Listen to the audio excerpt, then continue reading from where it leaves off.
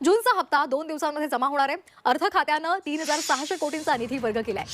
लाडकी बहीण योजनेची आज वर्षपूर्ती आहे आणि लाडक्या बहिणींसाठी आज आनंदाची बातमी आहे। लाडक्या बहीण योजनेच्या वर्षपूर्तीच्या निमित्तानं लाभार्थ्यांना 3600 कोटी रुपये अनुदान रविवारीच वर्ग करण्यात आलेलं आहे। येत्या 1 ते 2 दिवसांमध्ये लाभार्थ्यांच्या खात्यामध्ये जूनचा हप्ता जमा होणार आहे। सरकारनं केलेल्या पडताळणीमध्ये आतापर्यंत 9 लाखांपेक्षा जास्त महिला अपात्र ठरलेल्या आहेत। ही योजना राज्यातील महिलांसाठी मोठा आधार ठरल्याची भावना महिला आणि बालविकास मंत्री आदिती तटकरे यांनी व्यक्त केलेली आहे। नमस्कार लाडक्या बहिणींनो, आनंदाची बातमी। जून महिन्याचा हफ्ता आजपासून थेट तुमच्या बँक खात्यात जमा व्हायला सुरुवात झाली आहे। आज दिवसभरात सर्व पात्र महिलांच्या खात्यात पैसे येतील, त्यामुळे तुमचं बँक खातं नक्की चेक करा। कोणाकोणाला पैसे मिळाले ते कमेंटमध्ये नक्की सांगा। शिंदेसाहेब आणि उपमुख्यमंत्री अजितदादा यांच्या डिसेंबर महिन्याच्या हप्त्याच्या वितरणाची सुरुवात, सन्मान निधीच्या वितरणाची सुरुवात आपण आज डिसेंबर महिन्याचा हप्ता वितरित करत असताना यामध्ये 2,34,00,000 महिलांचा समावेश तर आहेच, पण ज्या महिलांना आधार सीडिंगमुळे लाभापासून वंचित राहावं लागत होतं त्याच्यातल्या सुद्धा ज्यांची आधार सीडिंग झालेली आहे त्या लाभार्थ्यांना सुद्धा आज आपण लाभाच्या वितरणाची सुरुवात सन्मान निधीची करत आहोत आणि साधारणपणे 2,34,00,000 आणि आधार सीडिंग झालेल्या ज्या लाभार्थी असतील त्यांना लाभ वितरणाची सुरुवात आजपासून होत असताना येत्या 4 ते 5 दिवसांमध्ये टप्प्याटप्प्याने आपण या लाभाचं वितरण करणार आहोत। आज साधारणपणे आधार सीडिंग झालेल्या नव्याने झालेल्यापैकी 12 लाखापेक्षा अधिक महिलांना आपण लाभ वितरण ची सुरुवात केलेली आहे।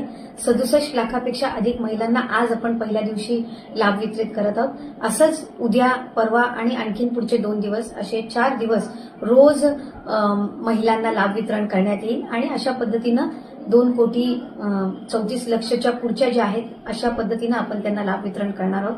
त्यामुळे अधिकाधिक महिलांना हा जो सन्मान निधी आहे तो येत्या 3-4 दिवसाच्या कालावधीतच पोहोचणार आहे।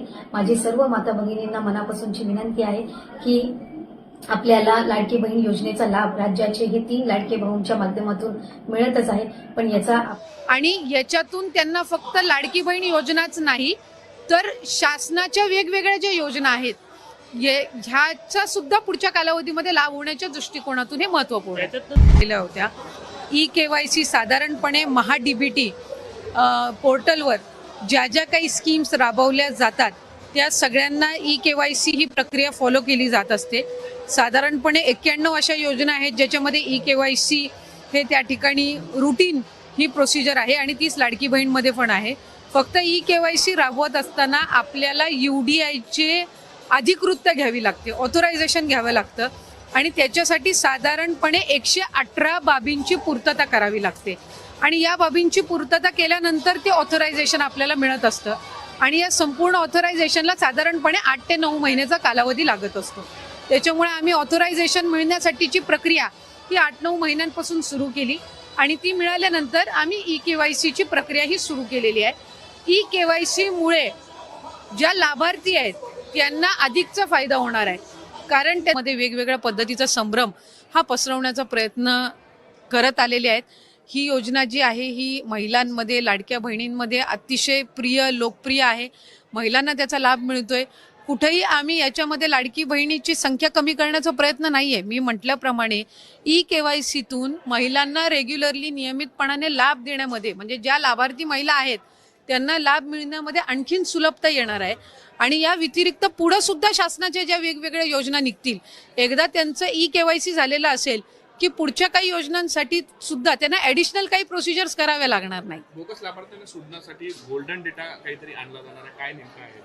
नाही, मी तर हे पहिल्यांदाच ऐकते। खरं तर आम्हाला वेगवेगळ्या विभागांकडनं, आम्ही स्वतःच विभाग म्हणून वेगवेगळ्या विभागांना पत्र दिलेलं आहे की त्यांच्याकडे असणारा जो डेटा आहे तो त्यांनी आमच्या विभागाला द्यावा। जसं डिसेंबर अखेरीस जानेवारी महिन्यामध्ये आम्हाला कृषी विभागाकडून नमो शेतकरीचा डेटा मिळाला, तो आम्ही इंटिग्रेट केला आणि त्यानुसार लाभार्थी जे आहेत त्यांना 500 रुपये लाडकी बहीणमधून आणि 1000 नमो शेतकरीतून मिळतात। परिवहन विभागाकडून आम्हाला डेटा मिळाला, इन्कम टॅक्सचा डेटा आहे किंवा माहिती व तंत्रज्ञानचा डेटा आहे, हा आम्हीच महिला व बालविकास विभागानेच इतर विभागांकडनं मागितलेला आहे। अन्न व नागरी विभागाकडनं, पुरवठा विभागाकडनं आम्हाला पिवळा आणि केशरी रेशन कार्ड धारकांचा डेटा त्या ठिकाणी मिळाला, कारण एक विभाग म्हणून दुसऱ्या विभागाचा डेटा ॲक्सेस हा कधीही नसतो. तो आपल्याला त्यांच्याकडनं विनंती करून मागवावा लागत असतो आणि त्यानुसार आपल्याला तो इंटिग्रेट करावा लागतो. त्यामुळे त्यानुसार ही संबंध प्रक्रिया ही सुरू आहे. मला आपल्या माध्यमातून आणखीन एक गोष्ट लाडक्या बहिणींच्या आणि राज्याच्या जनतेच्या समोर पण आणायची आहे.